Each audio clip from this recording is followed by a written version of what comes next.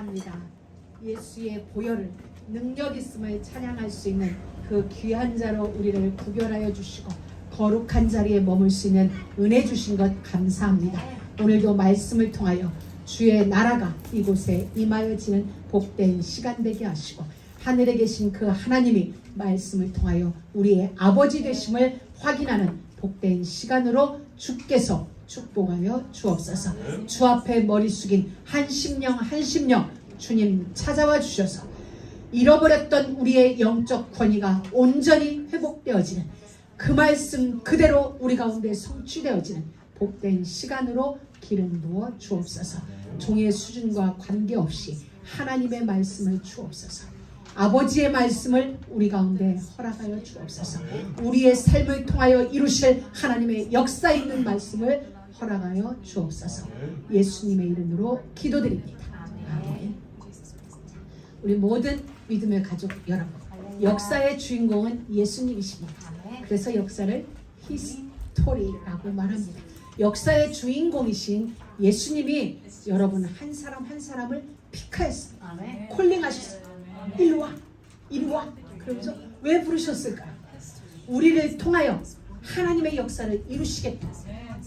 하나님이 친히 이루실 수 있음에도 불구하고 내가 너를 통하여 내 역사를 이루기를 원한다. 그 거룩한 역사를 위하여 우리를 불러주신 거예요. 그래서 아브라함이 무슨 일을 하든지 하나님이 함께 하신 거예요. 왜? 아브라함을 통하여 이루실 하나님의 역사가 있기 때문에 네가 무슨 일을 하든지 하나님이 너와 함께 계시다. 이 말을 사람들이 알게 하는 거예요. 우리의 수준이 아니에요. 아브라함의 수준이 아니에요. 우리는 아브라함을 보았어요. 아브라함이 얼마나 연약한지, 얼마나 두려워하는 게 있는지, 그것 때문에 변명하는 인생인지, 그것 때문에 때로는 추악한 삶을 사는지 우리는 충분히 보았어요. 그럼에도 불구하고 하나님은 아브라함 편에서 아브라함과 함께 하셨어요. 이유는 단 하나. 아브라함을 통하여 이루실 역사, 그리스도, 예수 그리스도, 그 하나 때문에 씨 하나 때문에 하나님은 아브라함 편에 서서 아브라함을 위하여 일을 해주신 그 주님이 우리를 부르셨어요. 우리를 부르시고 나는 너를 통하여 나의 역사를 이루고 싶다.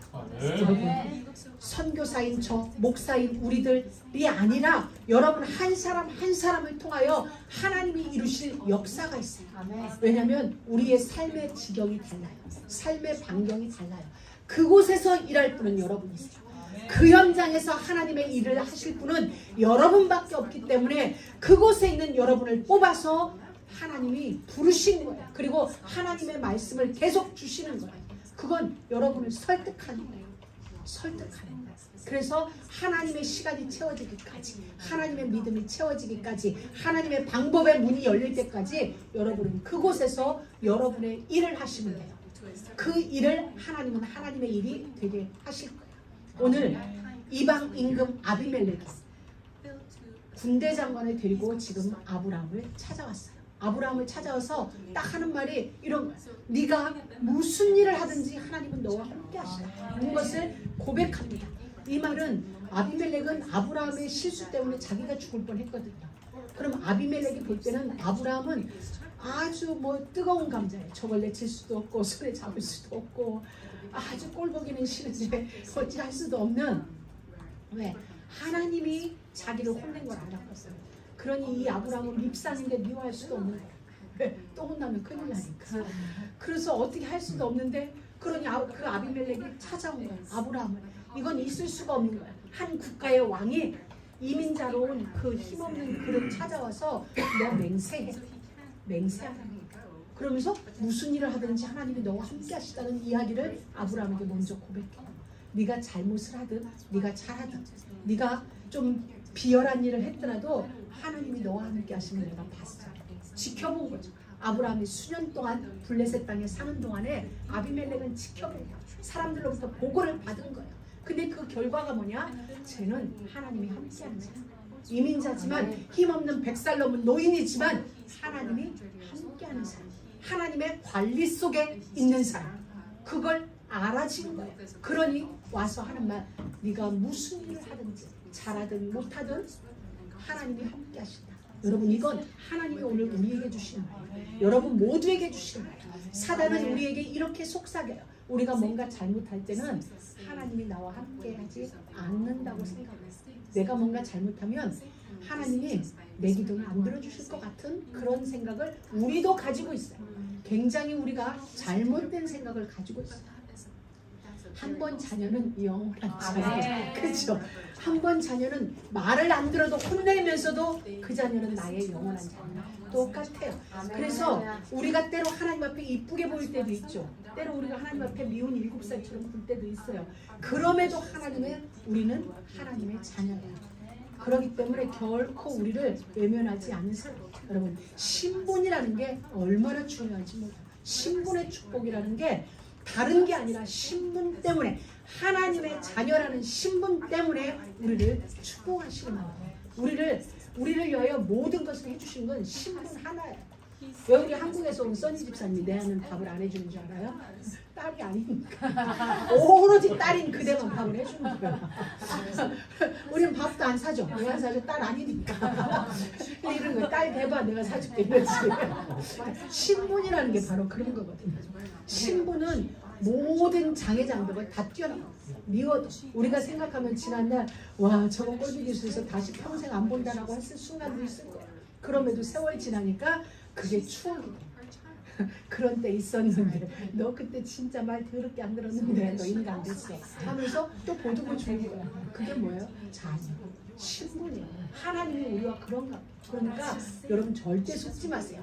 내가 잘할 때만 하나님이 나에게 응답하는 게 아니라 모든 순간에 하나님은 우리와 함께 하세요.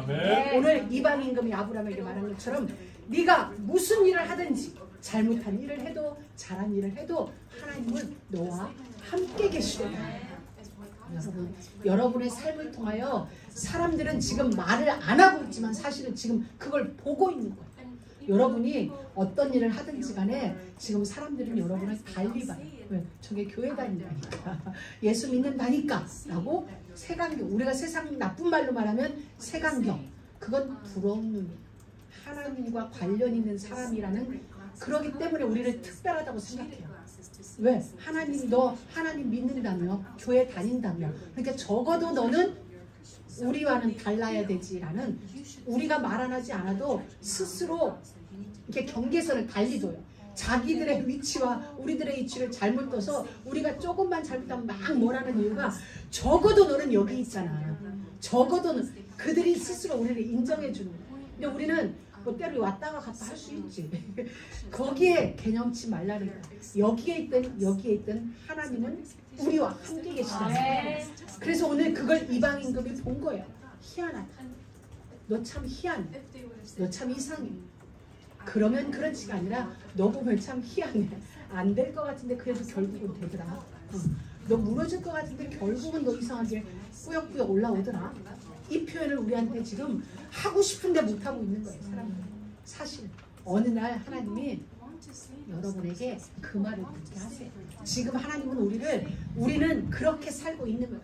이방 사람들에게 너는 어떤 일을 하든지 하나님은 네 편이시더라.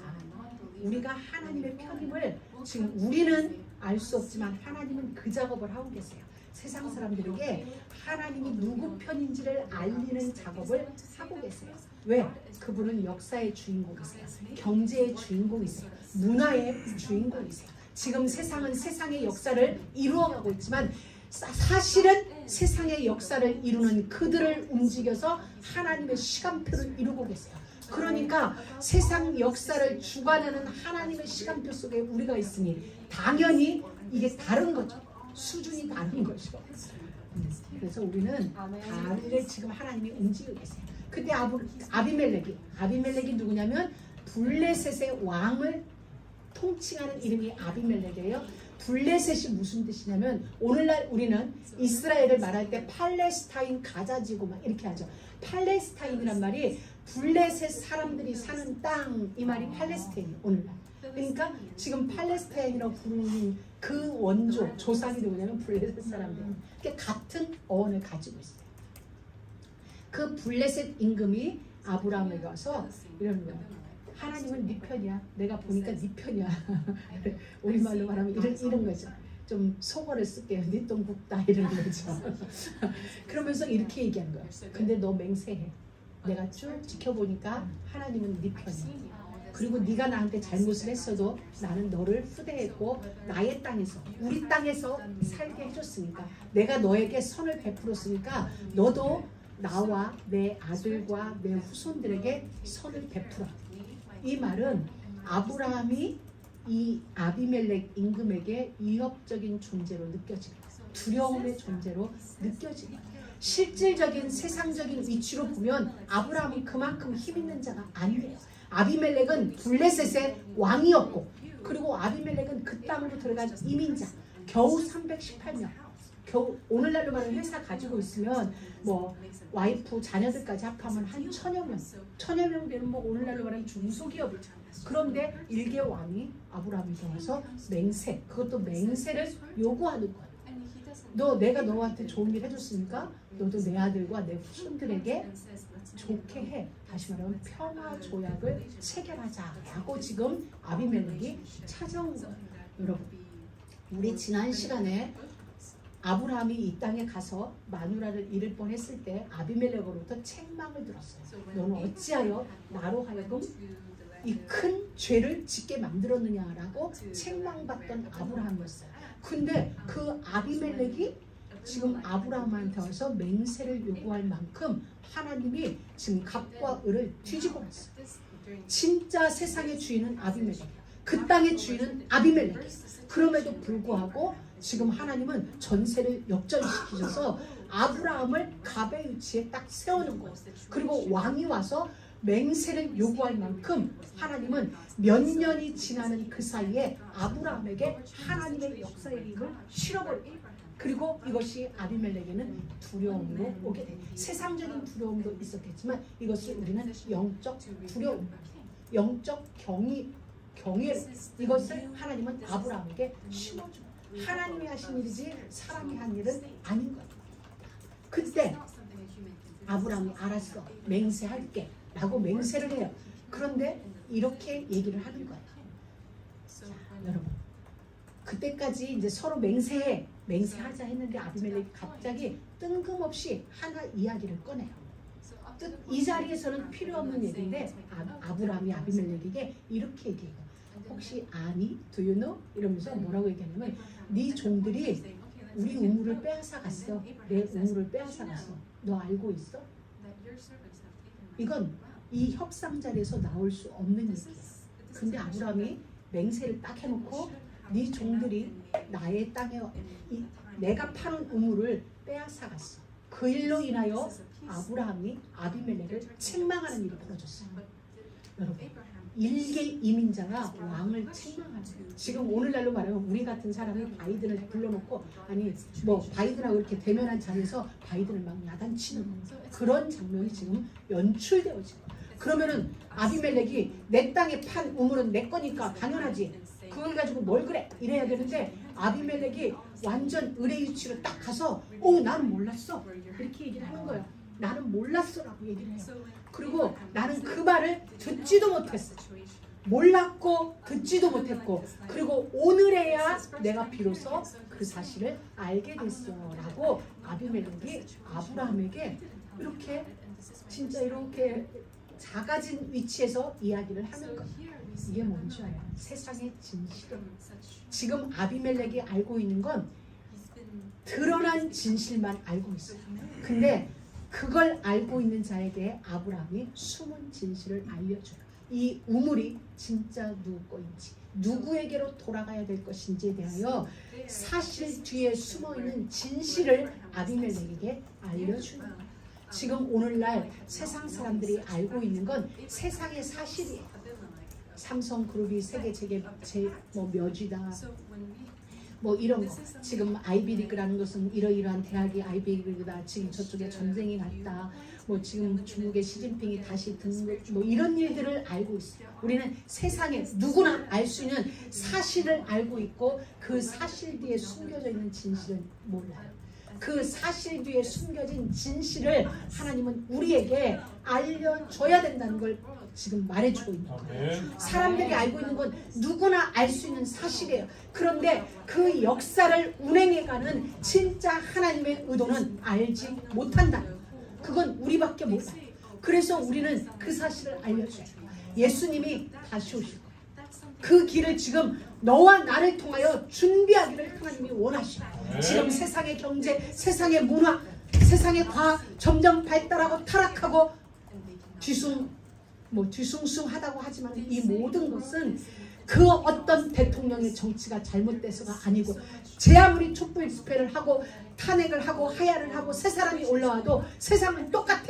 왜? 지금 하나님은 하나님의 역사를 이루어 하나님의 역사를 이루기 때문에 누가 올라서도 이 일은 똑같은 양상이 반복되어지는 거예요. 지금 대한민국은 거의 루틴화 되어진 것 같아요. 세워놓고 촛불 집회하고 반대 집회하고 어느 시간 되면 하야하든지 어느 세력이 크면 안 되겠지.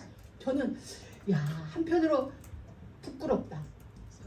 내가 태어난 자랑스러운데 저기 한편으로 부끄럽다라는 생각을 하면서, 그럼에도 그건 하나님의 모략이다. 이 부끄러움을 우리는 어디에다가 쏟을 것인가? 부끄러워할 것이 아니라 주님의 오실 그 길을 예비하는 길에 매진하자. 하나님은 지금 세상을 빠르게 운행시켜 나가시는 거야. 점점 이 나라도 마찬가지고, 지금 이 나라 역시 마찬가지고, 모든 세계 현장이 지금 굉장히 급박하고, 하나님은 그걸 우리에게 보여주고, 그래서 알려줘야 돼요. 지금 예수님은 다시 오실 것이고 그 길을 우리를 통하여 준비하고 있다. 사람들이 알지 못하는 진실을, 진리를 말해줘서, 나 몰랐었어, 내게 전해주는 데도 없었고 오늘에야 너를 통해 들었다. 예수님은 모든 문제를 해결했어요. 우리의 모든 문제를 완전히 끝내셨어요. 우리의 과거 문제도 십자가에서 끝났어요. 오늘 우리의 문제도 십자가에서 끝났어요. 내일, 미래, 우리가 죽게 될 그 이후의 세상까지 예수님은 십자가 위에서 다 이루었다. 다 끝내셨어요. 그리고 우리에게 믿으라는 거예요. 우리는 믿기만 하면 그 사실을 끝났구나, 진짜 끝났구나. 그럼 우리에게 다가오는 문제는 끝났다는 걸 확인하라는 거예요. 그 문제 속에서 문제를 묵상하지 말고 다 끝났다는 하나님의 언약을 문제 앞에서 묵상할 때, 하나님은 우리에게 그 문제가 길이 되게 하세요. 그 문제가 시간표가 되게 하시고 그 문제가 축복이 되어지게 하세요. 그리고 그곳에서 그 사건을 통하여 우리의 믿음을 매듭짓고 다음 단계로 우리를 올리시는 작업을 바로 하게 하세요. 그래서 그 문제가 우리의 믿음의 생장점이 되어서 다음 코스로 진행하는 그 일을 이루시는 거죠. 오늘 아브라함이 그러했어요. 그래서 아브라함의 이치에서 왕을 책망할 때 왕이 변명하는 거예요. 얼마 전에는 아브라함이 변명했죠. 주저리 변명했는데 지금은 왕이 변명하는 거예요. 나 몰랐어. 나에게 말해주는 사람도 없었고, 그리고 이제야 내가 네가 말해줘서 알았어. 이건 사실은 이 대국의 왕이 할 변명은 아닌데, 하나님이 역사의 힘을 아브라함에게 실어버리니까 그 영적 권위가 세워진 아브라함 앞에서 한 나라의 왕이 변명할 수밖에 없는, 여러분, 이 그림은 여러분의 미래 그림입니다. 왜냐하면 아브라함은 하나님의 나비된, 하나님의 선지자인 우리들의 모델이기 때문에 하나님은 우리의 그림을 미리 보여주시는 거예요. 그러니까 여러분들은 기뻐하면서 준비하면서 미래를 준비하면서 가시기를 주의 이름으로 축복합니다. 그리고 또 하나는 이것이 세상의 생리죠. 세상의 생리죠. 그래서 우리가 할 일은 뭐냐면 안속으면 돼요. 세상에 일어나는 많은 문제에 속지 마세요. 우리는 예수를 믿고 십자가 앞에서 모든 문제가 끝났지만 우리 앞에는 여전히 문제가 와요. 때론 경제 문제가, 때론 여러 가지 인간관계의 문제가 우리 앞에 올 수 있어요. 자녀 문제가, 건강 문제가 올 수 있지만 그 모든 문제는 우리는 나가 가지면 안 돼요. 내가 가지면 안 되고, 우리는 예수님이 십자가에서 피로 주고 잔 하나님의 자녀예요. 왜냐하면 우리는 하나님의 것이, 그렇기 때문에 이 문제는 내 문제지만 사실은 내 문제가 아니라 아버지의 문제예요. 그럼 우리는 이 문제를 가지고 십자가 앞으로 가는 거예요. 이 싸움. 이게 우리는 알아요. 알면서도 문제가 딱 오면 그 문제는 나의 문제가 되죠. 나의 문제를 하지 말고 주님의 문제로 던져버렸어요. 그래서 마태복음에 보면 수고하고 무거운 짐진 자들아 다 내게로 오라, 내가 너희를 쉬게 하리라. 아멘. 이 말은 나의 모든 것을 다 끝낸, 그리고 생명의 부활로 부활하신 그리스도의 모든 문제 해결, 그 짐하고 내가 안고 있는 수고운 무거운 짐하고 바꾸잖아. 스위치하잖아.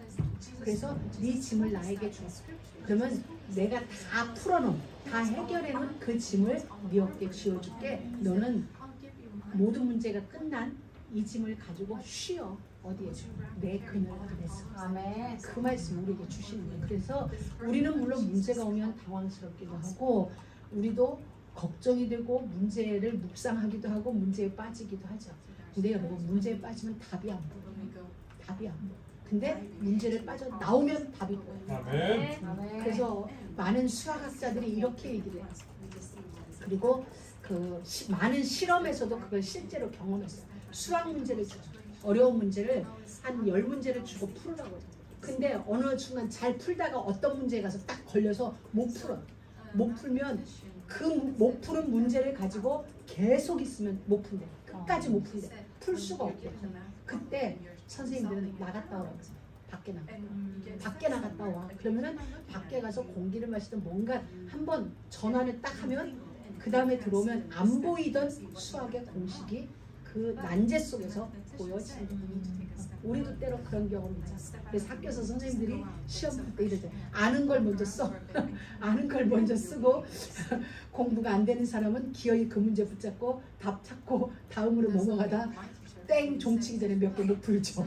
근데 아는 걸 먼저 다 해놓고 그 다음에 어려운 걸 하나씩 풀어나가요. 근데 답이 안 보일 때는 방향을 전환하고 생각을 딱 밖으로 돌렸다가 다시 들어오면 된다는 거예요. 우리가 문제에 깊이 몰두하게 되면 보여져야 될 길이 안 보여요. 그게 언제? 지난 시간 하갈과 이스마엘이 광야로 쫓겨났는데 그 광야에서 가죽 부대에 물이 다 떨어져서 울게 됩니다. 죽겠구나. 안 보였어요. 우물이 앞에 있었는데 하나님이 눈을 떠주니 보여줬어요. 왜? 지금 물이 없다는 그 문제에 물이 없으면 죽게 된다는 것까지 연결된 거예요. 그냥 물이 없을 뿐인데 인간의 생각은 어디까지 가요? 죽게 되겠구나 하는 데까지 생각은 꼬리에 꼬리를 물고 끝까지 가게 돼 있어요. 그렇기 때문에 거기서 나와서 그냥 한 발짝만 뒤로 물러보면 다시 말하면 여유가 생겨 보여져. 그 문제를 객관적으로 보여지게 돼요. 그래서 속지 않는 거예요. 하나님은 아브라함이 말을 주셔서 이 왕이 알게 되어진 거죠. 이제 두 사람이 언약을 세웠어요. 평화조약을 맺어요. 불가침 조약을 맺어요. 여기에서 두 사람이 맹세를 했다, 언약했다는 것은 우리가 말하는 프라미스 커버넌트가 아니야. 베리티라는 히브리어예요. 베리티라는 이 맹세, 이 언약은 두 가지 뜻이. 하나는 일방적인 거, 일방적인 거. 하나는 반드시 완성될 신실한 언약이에요. 그래서 이 언약이 양과 소를 가지고 두 사람이 맹세를 해요. 이 그림은 어디 가서 완성돼요? 십자가에서. 레위기서를 통하여 우리는 보겠어요. 우리가 하는 것이 아니라 하나님이 우리를 통하여 일을 하시는데 하나님이 우리의 문제를 일방적으로 해결하실 계획을 가지셨어요. 무엇을 통해? 양과 소를 통하여. 어린 양 대신 예수 그리스도를 통하여 우리에게 찾아오셔서 하나님이 친히 언약을 맺으시고 우리에게 말씀하셨어요. 내가 내 언약을 이루겠다.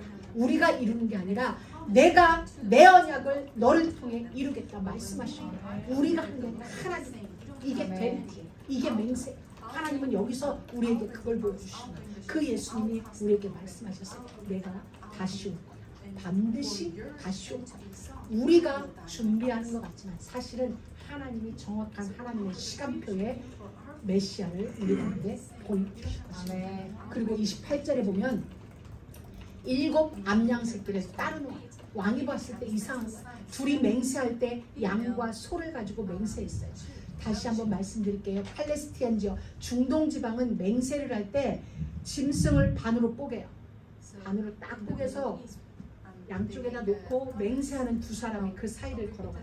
그래서 이 맹세를 어기시는 이 짐승과 같이 어긴 그 자는 죽습니다. 이런 뜻이에요. 죽음으로 이 맹세 어긴 값을 지불하겠습니다. 라는 의미를 가지고 짐승을 둘로 나뉘어서 쪼갠 고기 사이로 이렇게 지나가요. 그게 아브라함의 제사에서도 표현되어지고 있듯이.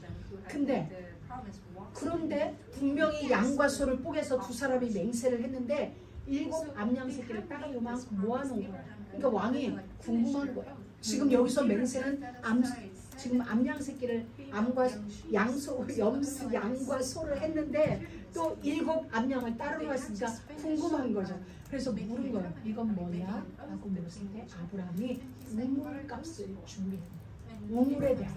지금 이민으로 왔지만 이 땅에서 우물을 팠어요. 우리는 우물에 대한 개념이 그냥 오늘날은 수도만 틀면 물이 나오니까 아무리 캘리포니아 이쪽이 우리 뭐 미국은 아무리 사막이라 해도 네바다에 가도 라스베가스에 가도 물 부족은 없어요. 물이 폭풍수다. 사막 같지 않은 곳에서 우리는 사니까 물이 귀한 걸 알지 못해요. 근데 여기는 우리가 영화에서 보는 그 사막, 사하라 사막 이런 땅이에요. 그래서 이들에게 있어서 이 우물은 생명줄이에요.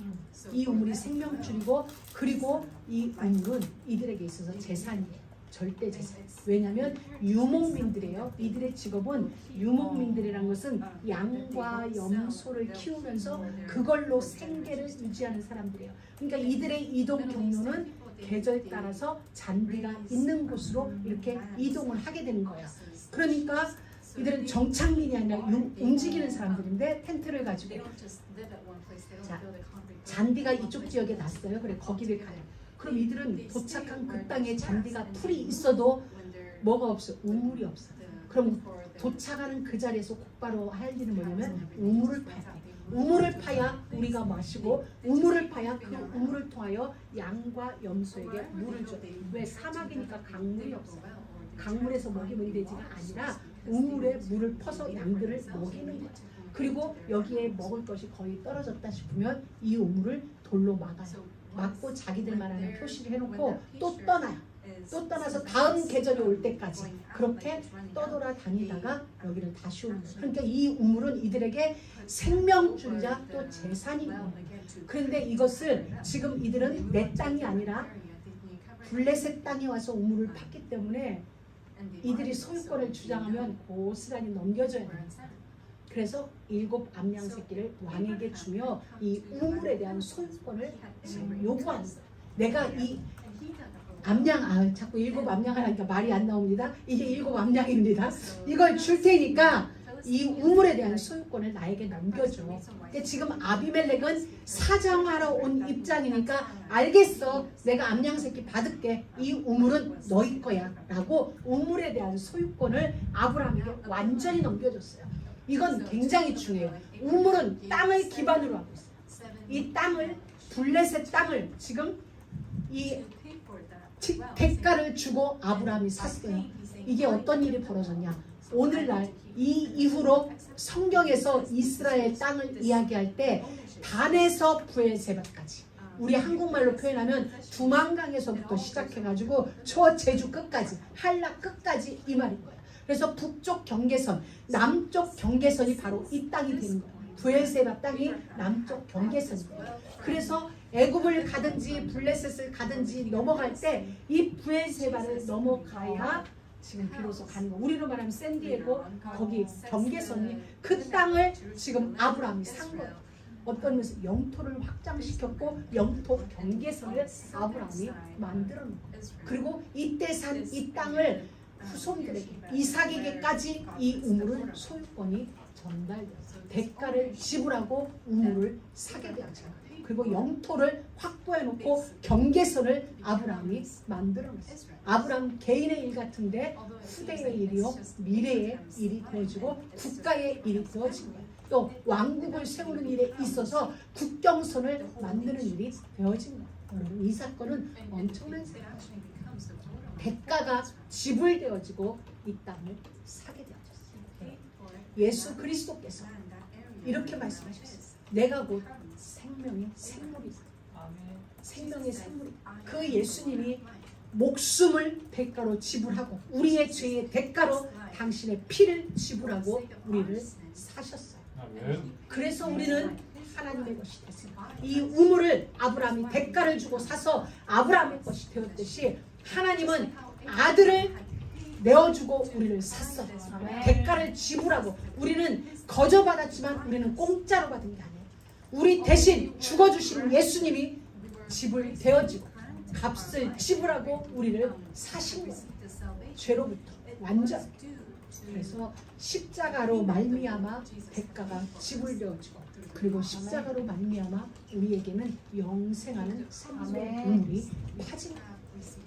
여러분 부엘세바 맹세의 우물 그리고 우물이 7개라는 뜻이 있다고 말씀드렸습니다. 이것이 오늘날 아니 훗날 예수 그리스도를 통한 생명을 걸고 우리에게 하신 그 맹세, 그 언약, 베리티, 그 사건이 되어집니다. 오늘 우리는 이 우물을 확보합니다.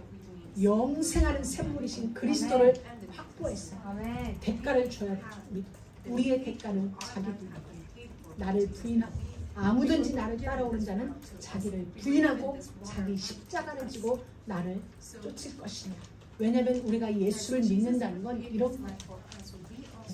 우리가 예수를 믿습니다라는 것은 주일날 교회 옵니다, 헌금합니다, 뭐 이런 의미가 아니라 예수를 믿는다는 건 나는 예수와 함께 죽었습니다. 나는 예수와 함께 다시 살았습니다. 나는 예수와 함께 승천합니다. 나는 예수와 함께 하나님 보좌 우편에 앉습니다. 이걸 예수 믿는다. 그래서 우리가 왜 죄가 사해졌고 왜 천국을 가냐면 예수님이 죽은 걸 나도 같이 죽었거든. 믿음으로. 실제로 죽은 게 아니라 예수님은 나를 살리기 위하여서 죽으셨는데 그걸 믿으라는 거야. 믿음이라는 것을 가지고 우리는 예수와 함께 됩니다. 그래서 예수의 죽음은 나의 죽음이 되어지고 예수의 부활은 저와 여러분의 부활이 되어지고 예수의 승천은 우리를 위한 승천이고 저와 여러분의 승천이 되어지고 그분의 하나님 보좌 우편에 앉으심은 그 나라에 우리를 앉게 하시기 위한 여정이었던 것입니다. 이 사실을 우리가 믿는 거예요. 그렇기 때문에 우리는 없어요. 죽었어요. 우리는 죽은 거예요. 살아있지만 우리의 육신은 죽었다는 거예요.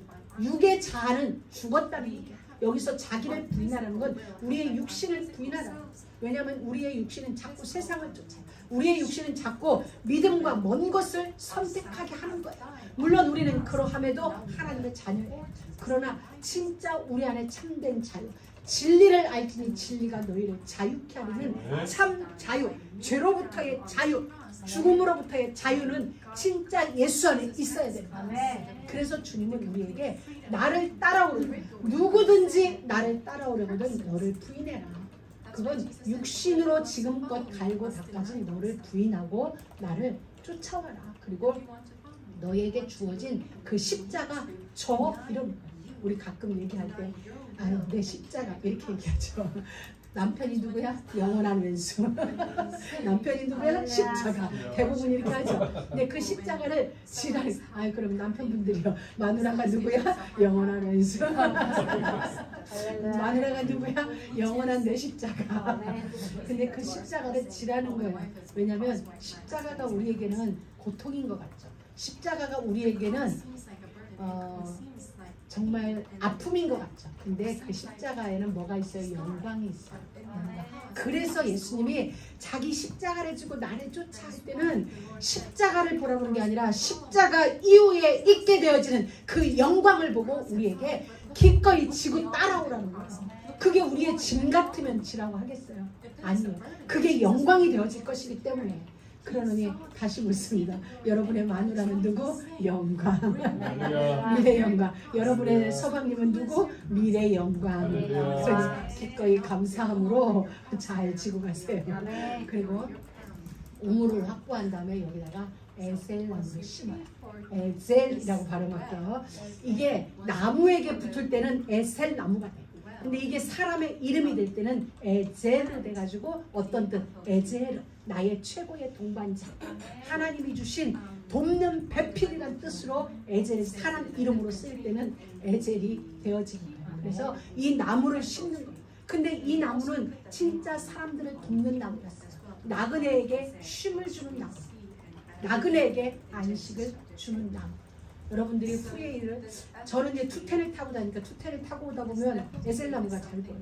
이게 길가에 서 있는 나무 중에 가장 크게 서 있는데 버드나무처럼 축축 늘어진 게 있어요. 이파리가 동그랗게 힘 있는 게 아니라 그래서 이게 에셀나무예요. 이게 에셀나무인데 여러분들 그림이 지금 약간 희미한데 프리웨이를 달리다 보면은 여러분들이 10번을 타고 가다가 57번 넘어서서 가다 보면은 나무가 서 있는데 이렇게 이파리가 늘어졌어요. 언뜻 보면 버들나무 같아요. 수양버들처럼 이렇게 축축 휘어진 게 있어요. 다른 잎과 다르게. 그리고 커 다른 나무가 그 나무거든요. 그래서 어느 마을에 가든 이 나무가 심겨져 있으면 아, 이 마을에서는 나그네를 환대할 준비가 되어져 있는 마을이구나라는 그 마을의 상징이에요. 언제든지 웰컴입니다.